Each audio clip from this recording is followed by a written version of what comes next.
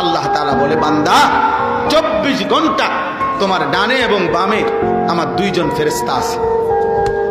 তুমি ভেবো, তুমি মনে রাখো, যখন তুমি নারী দেখো, ছবি দেখো, উলঙ্গ দৃশ্য দেখো, অশ্লীল ছবি দেখো, নাটক দেখো, সিনেমা দেখো, নর্তকী দেখো, কোন নারী যখন বেপরদা থাকে, বেহায়া থাকে, কোন বাপ আপনি যখন সুদের টাকা গোনেন, কিস্তির টাকা গোনেন, ওজনে যখন কম দেন, মিথ্যা যখন বলেন, চুরি ডাকাতি, অন্যায় দুর্নীতি, চিন্তায় রাহাজানি, যেই কোন রকমের নাফরমানি, আল্লাহ বলে, বান্দা আমার ডানে বামের ফেরেশতা কিন্তু দেখে, ও কিন্তু লেখে, ওরা লেখে, ওরা লেখে।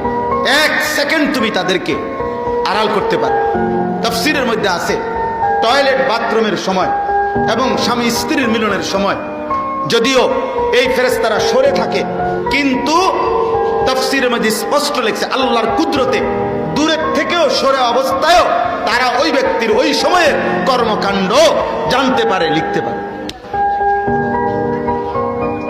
জানতে পারে, লিখতে পারে। অতএব 1 সেকেন্ড তুমি আড়াল করতে পারো।